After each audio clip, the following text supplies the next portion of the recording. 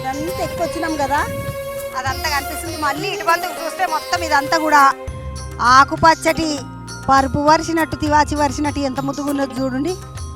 ఇదంతా వాళ్ళు కూర్చునే జాగనో నిలబడే జాగనో ఏందో అయ్యి ఉంటుంది. మొత్తానికి అందంగా కట్టిండ్రు.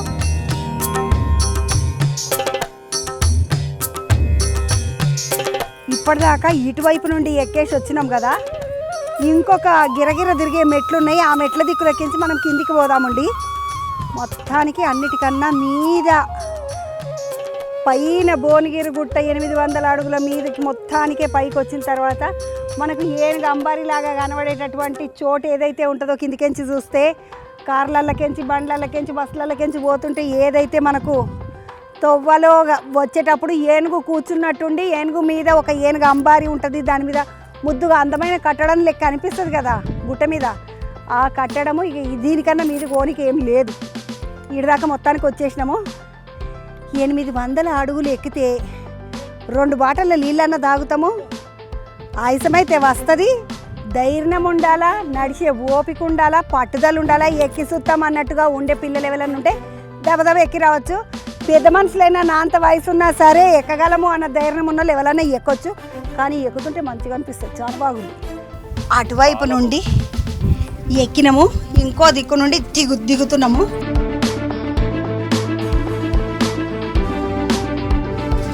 అప్పట్లో డంగుసున్న వాడేది కాబట్టి మనకి ఏసీ కంటే ఎక్కువ చల్లగా ఉంటుంది అన్న నియమే. ఎండాకాలంలో వచ్చినా కానీ ఇక్కడికి వచ్చిన వాళ్ళు చాలా ఎంత పైకి వచ్చిన అలసట కూడా వాళ్ళు ఈ చల్లని కడుపుతోటి సీద తీరినట్టు మర్చిపోతారు. కానీ ఏమన్నా మీదకి ఎక్కినామా అన్న మనము, అమ్మ దేవుడా.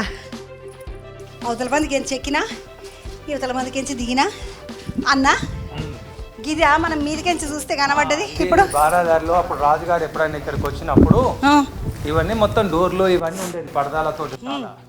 రాజుగారు తప్ప ఇక్కడ ఎవరు ఉండకపోయేది. వాళ్ళు వచ్చిన 2-3 రోజులు ఉన్నా కానీ.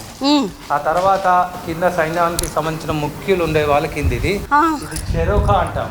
రాజుగారు ఇక్కడికి వచ్చినప్పుడు సంబంధించిన ప్రధాన సైన్యాధికారి వీళ్ళు ఉన్నప్పుడు వాళ్ళు చెప్పేటి ఇక్కడికి వెళ్ళి వాళ్ళకి ఆదేశాలు ఇవ్వడానికి. మొత్తానికి అటువంతికెంచి దిగినాక మీదికెంచి చూసినాం కదా ఇంతకుముందు మనము. ఇడంతా మంచిగా పార్కు లెక్క చేసిండ్రు. గడ్డి ఆహా ఏమన్నా ఉన్నదా, ఏకదమ్మ ఉన్నది. ఇడికని చూస్తే మొత్తం ఊరంతా కనబడుతున్నది నాకు. ఆయన చెప్పిండి ఇది జరోకా అంట.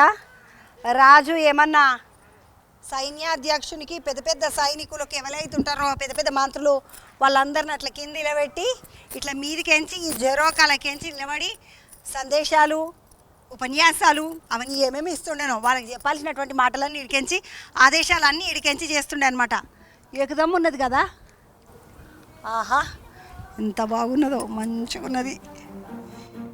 భువనగిరి గుట్ట మీద జరోకా నిలబడ్డా.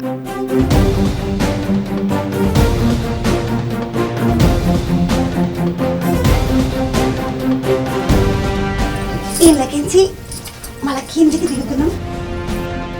ఇదేంటన్నట్టు అన్న, ఇది ఒకనొక టైంలో ఇది జైలు కానంగా కూడా కిందిది పెట్టేసుకున్నారు అన్నట్టు. పైన రాజుల అప్పుడప్పుడు వచ్చి ఉండేది. మిగతా టైంలో వాళ్ళ సైనిక పర్యవేక్షణలో ఉన్న భవనంగా ఉండేది.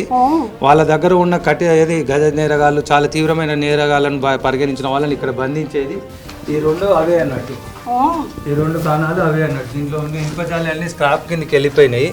ఇలా బంధించిన తర్వాత వాళ్ళకి సంబంధించిన టాయిలెట్స్ అక్కడ కనిపిస్తుంటాయి.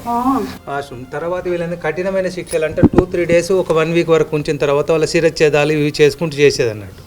అప్పటి వరకు ఇది మొత్తం జాలీలతో ఉండేది. నేను చిన్నగా ఉన్నప్పుడు కూడా ఐరన్ జాలీతోనే జాలీలు గుమ్మడి బాలలాగా ఉండి వాటికి ముళ్ళు లాంటివి ఉండేది. రాను ఏంటంటే పర్యవేక్షణ కొరవడినప్పుడు దీన్ని ఐరన్ స్క్రాప్ కింద కోసుకపోయారు అన్నట్టు. దొంగలకి ఏమన్నా ఇనిపై స్క్రాప్ కిందకి కూడా తీసుకెళ్ళి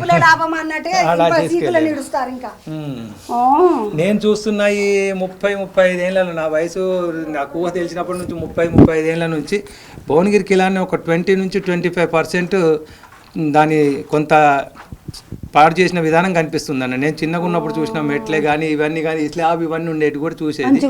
ఇప్పటి వరకు జస్ట్ ఇప్పుడు గవర్నమెంట్ తీసుకున్న ఈ 15-20 సంవత్సరాల నుంచి బాగుంది. కానీ అంతకుముందుకు ఇట్లా ఓపెన్గానే ఉండేది. ఎవరెవరో వచ్చేది, పిచ్చి రాతలు ఇవన్నీ ఉండేవి. వాళ్ళంతా చెడగొట్టారు అన్నట్టు. ఈ మహర్దశ మళ్ళీ పూర్వవైభవం వచ్చే అవకాశాలు కనిపిస్తున్నాయి కాబట్టి ఉంటే భవిష్యత్ తరాలకు బాగానే ఉంటుంది అన్న ఉద్దేశం. చూసుకోనికి ఉంటుంది కదా పిల్లలకు, తర్వాత జనరేషన్ పిల్లలకు చూసుకోవాలి కదా వాళ్ళు కూడా. మొత్తానికి భువనగిరి కిల్ల మీద ఉన్న భయంకరమైన జైలు ఇది. మామూలు ఖైదీలని పెట్టేటటువంటి జైలు కాదు. చాలా గజ దొంగలు కూడా కాదు. రాజులకి ఎట్లుంటుంది, వేరే దేశంకి సంబంధించినటువంటి నేరస్తులు ఎవరైతే వీళ్ళ గూఢాచారులను, ఇప్పుడు ఆ రాజ్యం గూఢాచారులను ఈ రాజులు, ఈ రాజ్యం గూఢాచారులను ఆ రాజులు మొత్తానికి బంధించి శిరచ్ఛేదం చేసుడు, వాళ్ళని రకరకాల కష్టాలు పెట్టుడు, వాళ్ళ రాజ్యం ముచ్చట్లు, వాళ్ళ రాజ్యం రహస్యాలు చెప్పమని సతాయించుడు, ఇట్లా అంతా ఉంటుంది కదా. ఇప్పటి ముచ్చట్లలో చెప్పాలంటే థర్డ్ డిగ్రీ ట్రీట్మెంట్ ఉంటుంది కదా పోలీసు వాళ్ళది. ఆ ట్రీట్మెంట్ ఇంట్లో నడిచేది అన్నట్టు. అన్న సన్సెట్ చూస్తాం పా అన్న.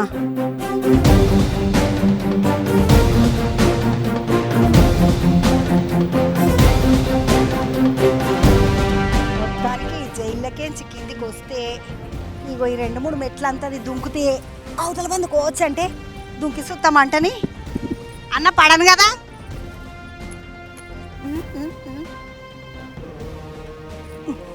అమ్మా అరే సన్సెట్ అనుకొని ఇగో సన్సెట్ చూడడానికి వచ్చిన వాళ్ళందరినీ చూడండి అమ్మా ఎంత పొద్దుకు కూర్చున్నారు. ఈడికెంచి సన్సెట్ చూసుకోవడానికి ఎంత అద్భుతంగా ఉన్నదో. ఆహా, దీని మీద కూర్చొని చూడొచ్చు కదన్నా.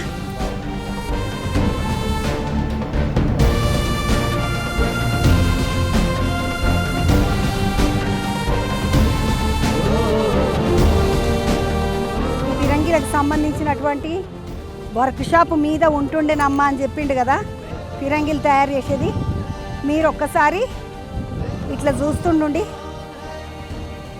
మనం ఇక్కడ మీదికెంచి అటు కిందికి చూస్తే సన్సెట్ కోసం అని చూస్తున్నాము. కూసుందాం. రే భువనగిరి గుట్ట మీదకెంచి సన్సెట్ చూస్తున్న చంద్రం ఈరోజు మీరు అందరు కూడా చూస్తున్నారు చూడండి.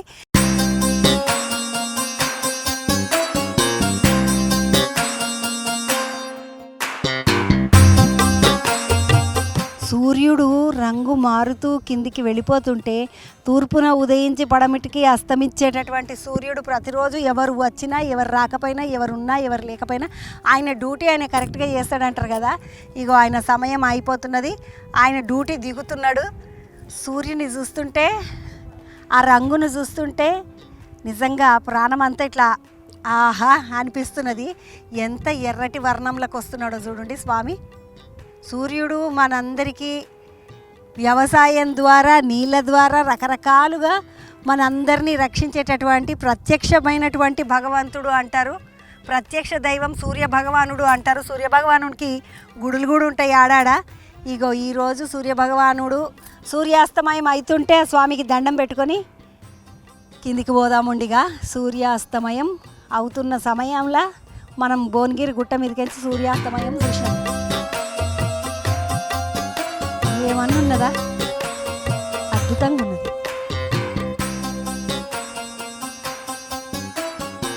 మెల్లిగా కిందికి వెళ్ళిపోతున్నటువంటి స్వామిని చూడండి.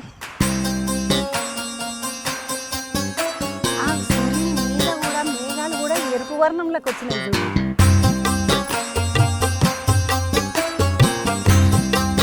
ఆహా, ఈరోజు నా పబ్లిక్ అందరికీ, మా పబ్లిక్ అందరికీ కూడా నేను సూర్యాస్తమయం చూపిస్తా భువనగిరి గుట్ట మీదకెంచి అని చెప్పిన కదా.